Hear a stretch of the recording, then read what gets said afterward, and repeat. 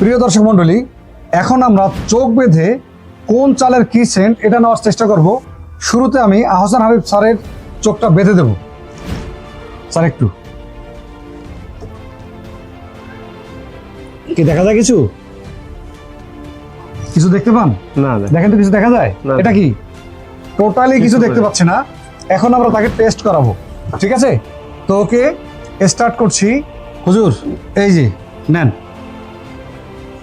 Test করেন, দেখেন কিরকম স্বাদ, কিরকম গন্ধ আছে এটা। এটার তেমন গন্ধ মনে হচ্ছে না আমরা যেটা খাই, তবে এটা 10-এর মধ্যে আমার মতে 4।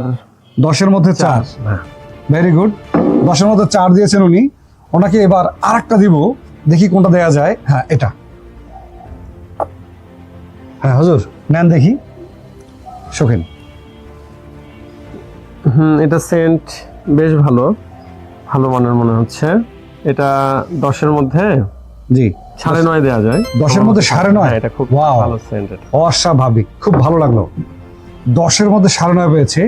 এবার আমরা দেখি চেঞ্জ করে আরেকটা দিব। হ্যাঁ হুজুর, এটা নেন দেখি, এটা বলেন। এটা